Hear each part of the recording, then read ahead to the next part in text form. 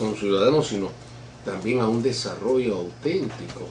Y en la actualidad, por ejemplo, detrás de cada escándalo, ¿qué cosa hay? ¿No hay un negociado? Detrás de cada actitud equivocada del gobierno, ¿qué cosa hay?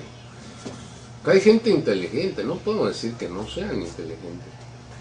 Entonces, a sabiendas están obrando, están actuando de tal manera que entonces están estafando al país.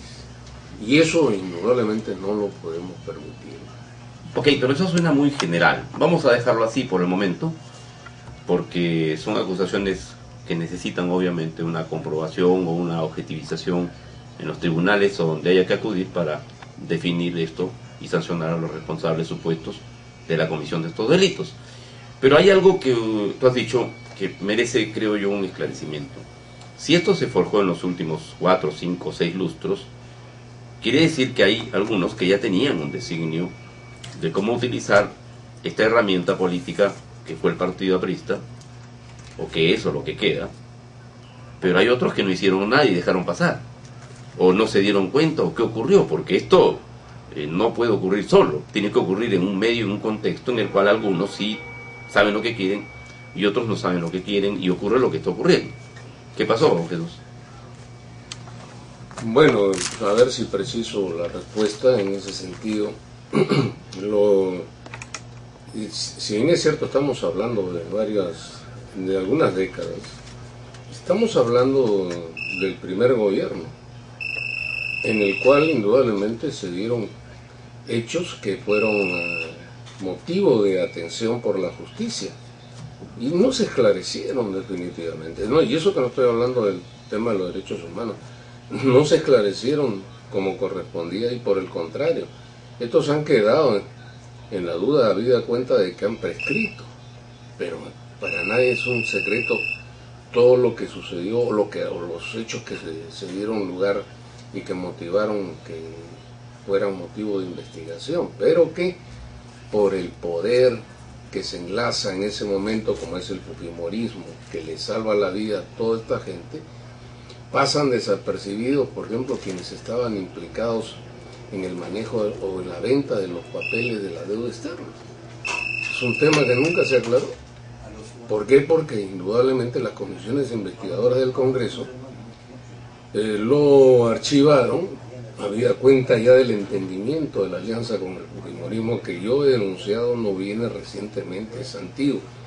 Y quienes intentábamos, y digo porque éramos algunos, lamentablemente siempre es así al comienzo, no solamente cuestionar, no solamente exigir explicaciones, sino investigaciones al respecto al interior del partido, no solamente éramos sutilmente separados, ya sea...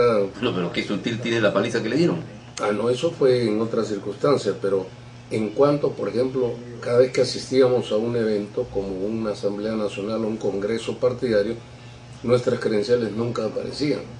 O cuando nos las entregaban, a la entrada nomás nos las quitaban, o sea, teníamos acceso a esa reunión y no a la continuación del congreso.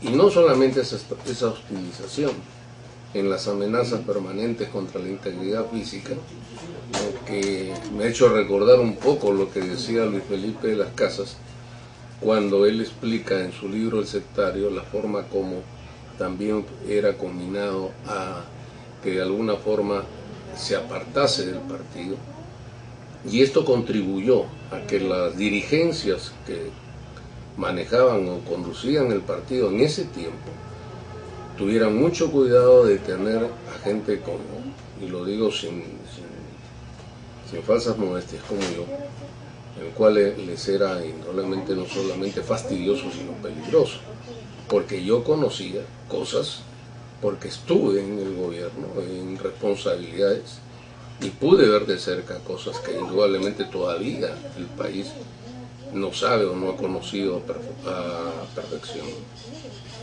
La avenida Alfonso Ugarte fue por muchos años escenario de una concentración que se hacía con motivo del cumpleaños de Víctor Raúl Aya de la Torre, pero se le llamó también la Avenida de los Pañuelos Blancos y la Avenida de la Fraternidad. Entonces se juntaban decenas de miles, sin motivos electorales las más de las veces, porque en ese momento no habían elecciones, y entonces había una gran corriente humana que se distinguía en dictadura y en etapa de legalidad de las otras. Costó sangre, sudor y lágrimas hacerla, construirla, dijo ella La Torre. Y él decía, y lo recuerdo muy bien porque lo he leído esta mañana: aprista, ten orgullo de tu gran partido. ¿Cree, Jesús, que hoy se pueda decir eso? Indudablemente que no. Porque perdido los valores fundamentales del aprismo, por el cual ya hasta el cansancio lo hemos repetido, no existe esa convocatoria, esa motivación, ni esa seducción que existía precisamente cuando quienes dirigían el partido era gente que podía presentar su biografía en forma transparente y exhibir lucha, prisión, intentos de asesinato de parte de las dictaduras para desaparecerlos, etc. Eran gente que expresaban su lealtad, su cariño al partido con terquedad porque estaban plenamente convencidos. En cambio, los de ahora no tienen el mínimo conocimiento de lo que es el aprismo, no han leído absolutamente nada de lo fundamental y necesario en el aprismo, razón por la cual les resulta muy fácil convertirse en revisionistas y aparte de eso en ponerse al servicio del poder económico fácilmente. Por lo tanto, esas actitudes ya no seducen al trabajador, no seducen al hombre humilde, al hombre que sufre, que padece, al marginado, ya no lo seduce, razón por la cual ya no convocan. Hace años que ya las manifestaciones frente a Alfonso Ugarte han dejado de tener esa presencia multitudinaria, que en épocas, por ejemplo, de la dictadura militar, de la cual yo fui testigo de excepción, en circunstancias muy, muy difíciles, sin embargo, esa avenida se llenaba de bote a bote desde la avenida Venezuela hasta el Hospital Arzobispo Loaiza. O sea, un área considerable. Ahora cualquiera puede acercarse y observar en los últimos tiempos que eso no sucedió. Y en los últimos años, ya como en este último, no quisieron hacer el Día de la Fraternidad. Señor Jesús Guzmán Gallardo, un poco que de pronto esto tenga que ver con la crisis de los partidos políticos, que es un tema, digamos, producto de una serie de circunstancias. Cuando alguien milita dentro de un partido y las contradicciones internas que se dan, sea por disconformidad con la línea política o la línea de masas, cuando se produce este tipo de cosas, la lucha es interna, la contradicción es interna. En el caso de ustedes, por ejemplo, yo tengo una gran inquietud. ¿No se les ha permitido desarrollar la contradicción interna principal dentro de este partido, entre el partido gobernante, el partido aprista? Y, digamos, por un lado, ¿por qué los expulsan? Bueno, tengo entendido que usted está expulsado. Ahora, ¿cuántos, por llamarlo de alguna manera, ¿no? ¿Cuántos apristas honestos, o podríamos decir, a veces digo yo, la disidencia de repente está afuera? ¿Y cómo es posible desarrollar una lucha de contradicciones de afuera hacia adentro, cuando debería ser toda la inversa, dialécticamente hablando? Para empezar, no he sido expulsado. Lo que sucede es que no han tenido el coraje para hacerlo.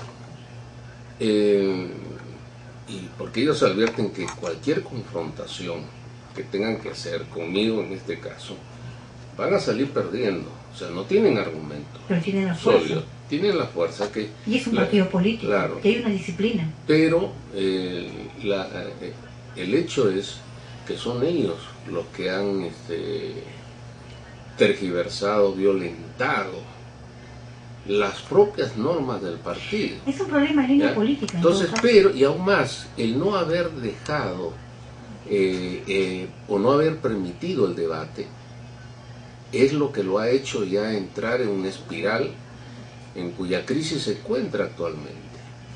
El resultado de un partido que tenía clara su convicción de lo que